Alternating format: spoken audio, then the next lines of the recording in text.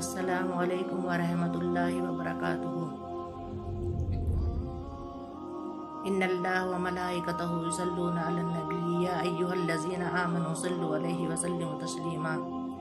Rabbi इश्रह ली सदरी व यस्सिर ली अमरी वहलुल उक़दतम मिन लिसानी यफ़क़हू क़ौली। नहमदुहु व नुसल्ली अला रसूलिहिल करीम। मेरी बहनों, प्यारी बुजुर्गों, मैं आपकी खिदमत में कुछ कब्र की ज़रूरी बातें लेकर हाजिर हुई हूँ, मगर आपसे गुजारिश करती हूँ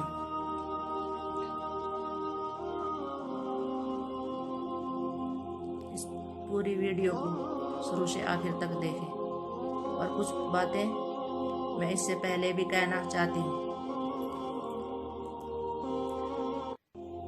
जब आप रात को सोएं तो बावजू होकर सोएं और बिस्तर पर बैठकर 10 बार इस्तग़फ़ार और 10 बार पहला कलमा ज़रूर पढ़ लें।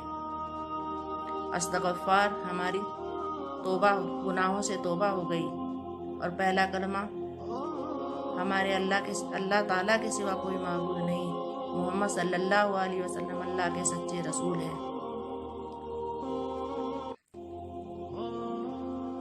ये बातें हो गई, और कुछ बातें मैं कब्र की आपके सामने बयान करती हूँ।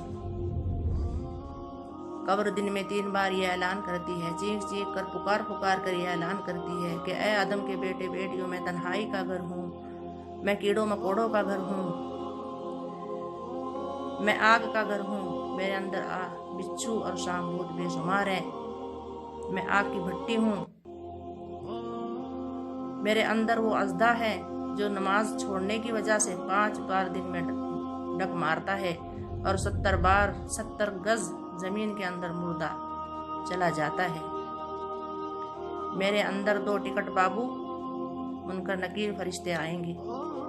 ऐ आदम के बेटे बेटियों, नमाज़ें पढ़ा करो, कुरान पढ़ा करो, अल्लाह का जिक्र किया करो, कलमा शरीफ भी बहुत ज़्यादा पढ़ा करो, ताकि तुम मेरे अंदर रोशनी पा सको। चीख चीख कर ऐलान करती है बहनों। एक मैयत को लाया जाता है, जब कब्र के अंदर उसको दफन कर कर लोग चलने लगते हैं तो मुनकर नकीर 2 फरिश्ते आते हैं और कहते हैं, माँ रब्बू का, तेरा रब कौन है? बंदा नेक है तो जवाब देता है, मेरा रब अल्लाह है। फिर पूछते हैं, माँ दीनू का, तेरा दीन क्या है? बंदा नेक है तो कहता है, मेरा दीन इस्लाम है। फिर पूछते हैं कि माँ नबीयू का, वो कौन है जो तुम्हारे बीच में भेजे गए थे? बंदा नेक है तो कहता है, वो हमारे नबी सल्लल्लाहु अलैहि वसल्लम हैं।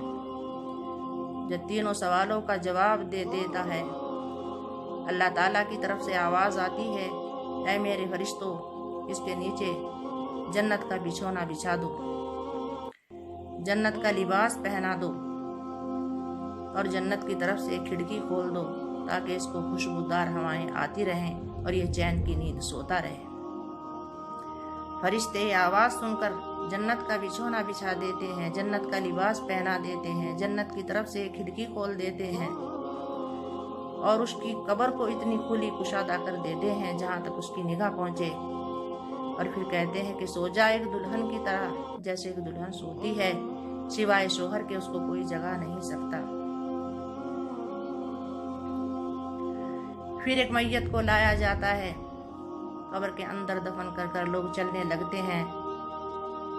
मुनकर नकीर 2 फरिश्ते आते हैं, डरोना चेहरा, भयानक आंखें, हाय हाय, बड़ी बुरी शक्ल में आकर पूछते हैं, माँ रब्बू का, तेरा रब कौन है? वो कहता है, हाय मुझे पता नहीं।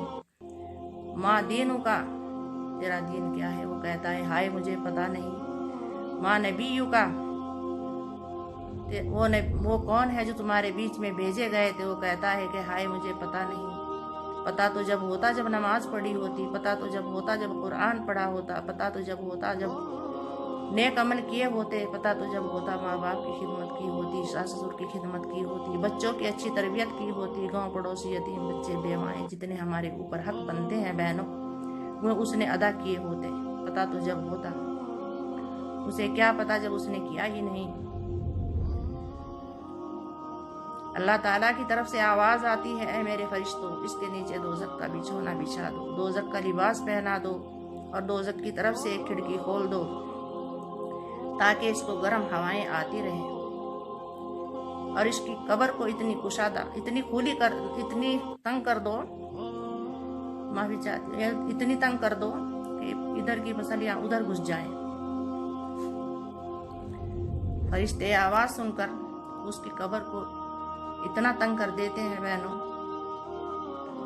उसके नीचे आग का बिछौना बिछा देते हैं, आग का लिबास पहना देते हैं, दोज़ख की तरफ से एक खिड़की खोल देते हैं और उसकी कब्र को इतनी तंग कर देते हैं, इधर की बसलियां उधर घुस जाती हैं। अल्लाहुम्मा हफिजना, अल्लाहुम्मा हफिजना। देखो कब्र कितनी तंग हो जाती है बहनों। कब्र के अजाब को सोचा करो और नमाजें पढ़ा करो, अल्लाह का जिक्र किया करो। कब्र के अजाब से रो रो कर इतने बुरे हाल हो जाया करते थे सहाबा के।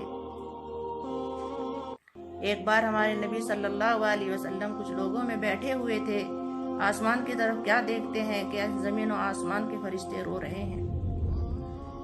हमारे नबी सल्लल्लाहु अलैहि वसल्लम कुछ आदमियों को साथ लेकर एक सहाबा के घर तशरीफ लाते हैं। देखते क्या है कि वो सहाबा रो रहे हैं और क्या कह रहे हैं, बहनों हाय कब्र का अजाब कैसा होगा, हाय कब्र का अजाब कैसा होगा। हमारे नबी सल्लल्लाहु अलैहि वसल्लम ने अल्लाह के फरमाया, ऐ अल्लाह के बंदे चुप हो जा, देखो तेरे रोने से जमीन और आसमान रो रहे हैं।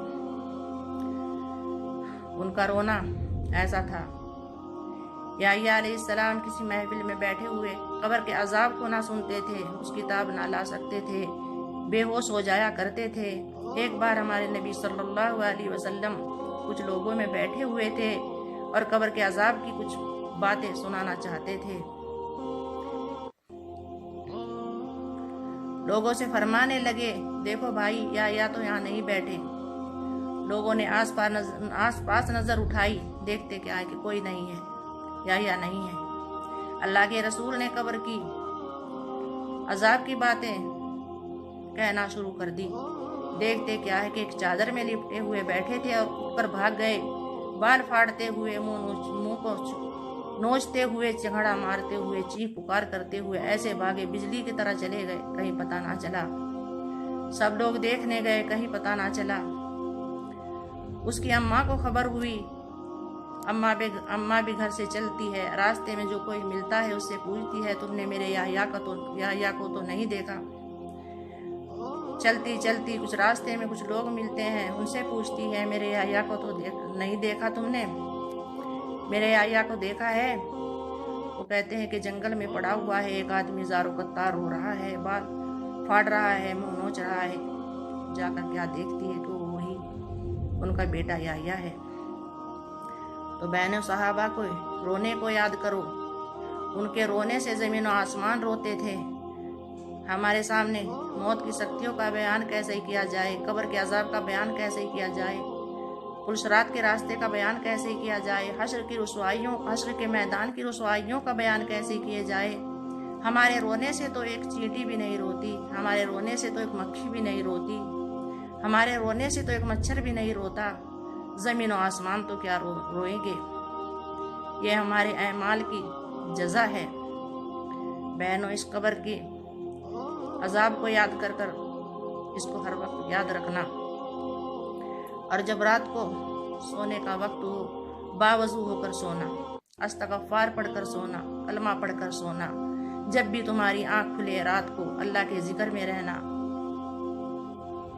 जिक्र के साथ सोना, जिक्र के साथ उठना,